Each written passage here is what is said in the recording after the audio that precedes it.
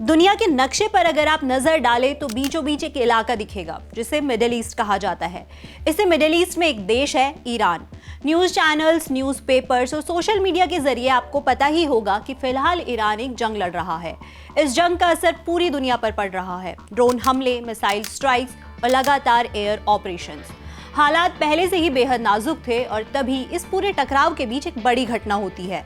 America का F-15E fighter jet Iran में crash हो जाता है। इस जेट में 2 लोग सवार थे, एक पायलट और एक वेपन सिस्टम ऑफिसर यानी विजो। पायलट को तो कुछ ही घंटों में रेस्क्यू कर लिया जाता है, लेकिन दूसरा ऑफिसर ईरान में ही पहाड़ों के बीच फंस जाता है। एक तरफ ऑफिसर को ढूंढने के लिए ईरान बड़े पैमाने पर सर्च ऑपरेशन शुरू करता है, यहां तक कि उन्हें ढूंढने वालों के लिए इनाम देने की घोषणा कर देता है। दूसरी तरफ अमेरिका भी पीछे नहीं हटता। वो अपने एयरमैन को हर हाल में वापस लाने के लिए एक बड़ा रेस्क्यू मिशन तैयार करता है। Special forces, fighter jets, helicopters और CIA की एक्सपर्टीज सब एक ही मिशन पर लगा दिए जाते हैं। करीब 36 घंटों तक ये ऑपरेशन चलता है और आखिरकार उस एयरमैन को जिंदा और सुरक्षित बाहर निकाल लिया जाता है। अब सवाल ये है कि इन 36 घंटों में आखिर क्या हुआ? कैसे अमेरिका ने अपने इतिहास का सबसे खतरनाक रेस्क्यू मिशन चलाकर ईरान के नाक के नीचे से अपने फौजी को बाहर निकाल लिया, जानेंगे इस वीडियो में। हाय, मैं हूं प्रगति और आप देख रहे हैं जिस्ट। तो हुआ ये कि बीते रविवार 5 अप्रैल की सुबह डोनाल्ड ट्रंप का एक बयान आता है। अपने social media platform truth social पर ट्रंप लिखते हैं कि ईरान में लापता हुआ अमेरिकी एयरमैन अब सुरक्षित है। ये वही एयरमैन है जो F-15E फाइटर जेट गिराए जाने के बाद ईरान में लगभग 36 घंटे तक फंसे हुए थे, लेकिन 36 घंटे बाद उन्हें एक रेस्क्यू मिशन के जरिए बाहर निकाल लिया गया। उन्होंने लिखा, हमने ईरान के पहाड़ों की गहराई में जाकर गंभीर रूप से घायल लेकिन बेहद बहादुर F-15 क्रू मेंबर को सुरक्षित निकाल लिया है। ईरानी सेना बड़ी संख्या में उसकी तलाश कर रही थी और काफी करीब पहुंच चुकी थी। वो एक बेहद सम्मानित विजो है। इस तरह के ऑपरेशन बहुत कम किए जाते हैं क्योंकि इसमें जान और उपकरण दोनों का बड़ा खतरा होता है। ऐसे मिशन आमतौर पर होते ही नहीं हैं। अमेरिका ने क्रैश हुए F-15E से जुड़े जिस क्रू मेंबर को रेस्क्यू किया वो एक विजो रैंक के ऑफिसर और वेपन सिस्टम स्पेशलिस्ट थे।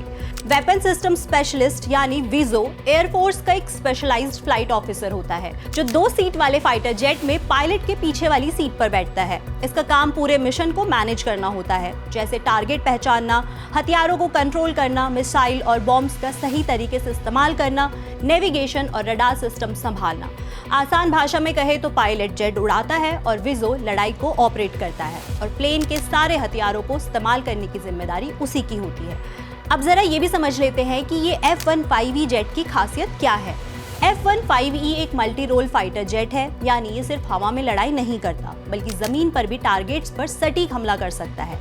इसके अलावा ये जेट लेजर और GPS गाइडेड बॉम्ब्स गिराने में सक्षम होता है, जिससे ये बेहद सटीक तरीके से अपने टारगेट को हिट कर सकता है। जब जेट गिरा तब उसमें 2 क्रू मेंबर थे, दोनों अलग अलग लोकेशन पर इजेक्ट हुए।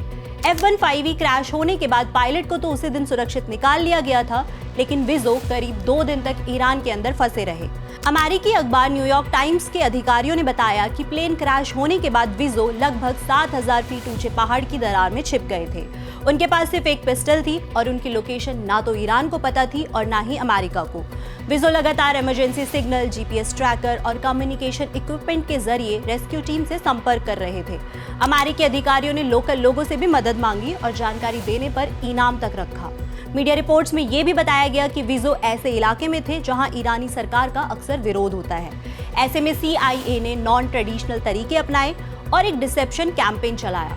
उन्होंने ऐसी अफवाह भी फैलाई कि दूसरे पायलट को जमीनी रास्ते से बाहर निकाला जा रहा है ताकि ईरानी सेना का ध्यान भटक जाए और एक्चुअल रेस्क्यू ऑपरेशन को छिपाया जा सके। इधर ईरानी सेना भी लगातार विजो को ढूंढने की तलाश में लगी हुई थी। ईरान ने साफ कर दिया था कि ईरान उन्हें जिंदा पकड़ना चाहता है और इसके लिए करीब 50,000 पाउंड यानी लगभग 61 लाख रुपए का इनाम भी रखा गया। इधर अमेरिका ने अपना ऑपरेशन शुरू कर दिया। ट्रंप के निर्देश पर सैकड़ों स्पेशल फोर्सेस के जवान, दर्जनों फाइटर जेट्स और हेलीकॉप्टर्स तैनात किए गए। साथ ही साइबर और स्पेस टेक्नोलॉजी का भी इस्तेमाल हुआ। विजो जहां छिपे थे वहां बढ़ रही ईरानी सेना को रोकने के लिए अमेरिकी जेट्स ने फायरिंग और स्ट्राइक्स भी किए। कई घंटों तक दोनों तरफ से फायरिंग चलती रही। इस ऑपरेशन में खतरा भी कम नहीं था। एक हेलीकॉप्टर पर हमला हुआ, उसका पायलट घायल हो गया, लेकिन फिर भी वो किसी तरह लैंड करने में कामयाब रहा।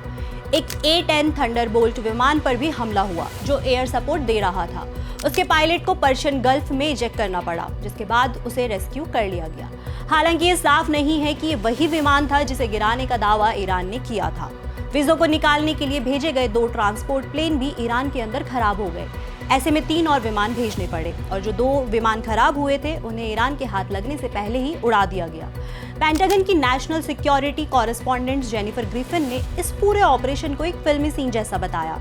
ईरान का दावा है कि उसे अपने नए एयर डिफेंस सिस्टम की मदद से इस जेट को गिराया और मीडिया रिपोर्ट्स में बताया जा रहा है कि इसे सरफेस टू एयर मिसाइल यानी SAM से निशाना बनाया गया होगा।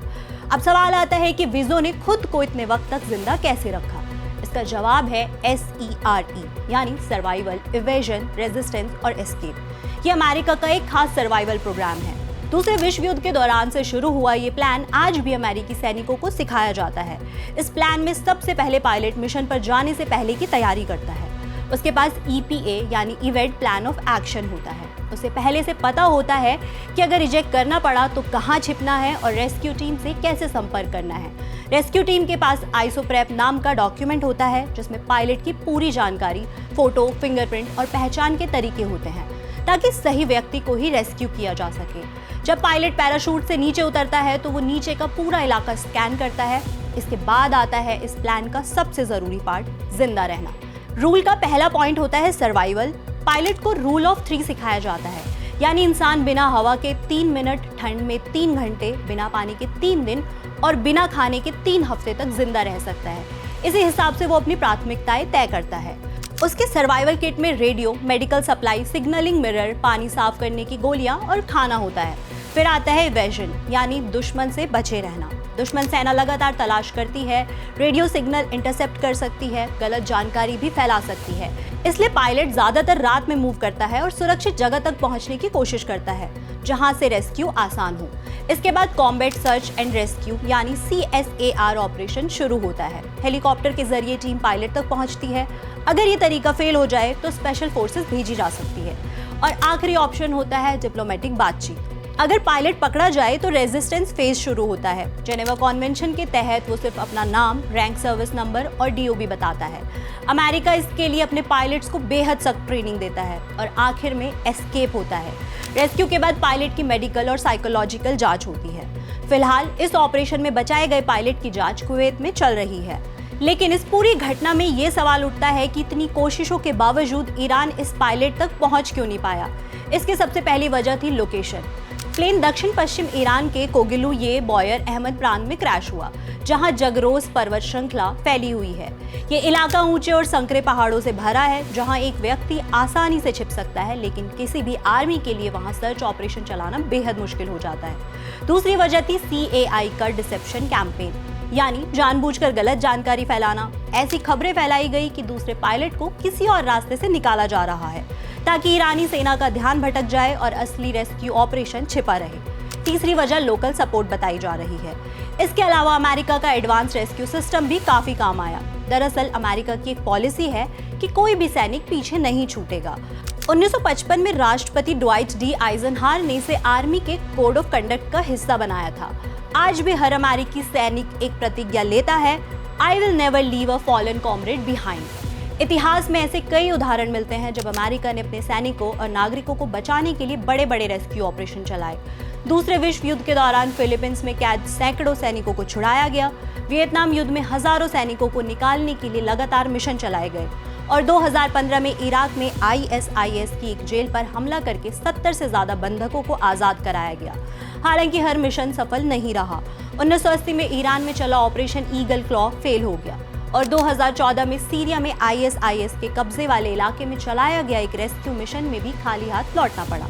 जाते जाते इस पूरे टकराव की टाइमलाइन पर भी एक नजर डाल लेते हैं ताकि हम समझ सके कि हालात यहाँ तक पहुंचे कैसे। फरवरी 2026 से शुरू हुआ ये टकराव धीरे धीरे एक बड़े क्षेत्रीय युद्ध में बदलता चला गया।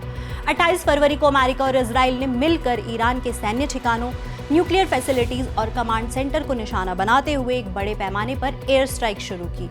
इसके जवाब में ईरान ने इजराइल के शहरों, अमेरिकन मिलिट्री बेस और खाड़ी क्षेत्र में मौजूद ठिकानों पर बैलिस्टिक मिसाइल और ड्रोन हमले किए, जिससे पूरे मिडिल ईस्ट में तनाव फैल गया। मार्च की शुरुआत में संघर्ष और तेज हुआ। लेबनान से हिजबुल्लाह और यमन से हूती जैसे ईरान समर्थित समूह भी सक्रिय हो गए, जिससे लड़ाई कई मोर्चों पर फैल गई।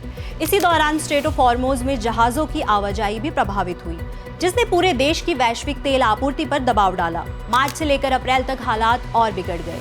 अमेरिका ने अपनी सैन्य मौजूदगी बढ़ाई, एयर डिफेंस सिस्टम तैनात किए और लगातार जवाबी हमले जारी रखे। अब ये टकराव किस दिशा में जाएगा, ये आने वाला वक्त ही तय करेगा। आप इस पर क्या राय रखते हैं, हमें कमेंट बॉक्स में बताएं और देखते रहे जिस्ट।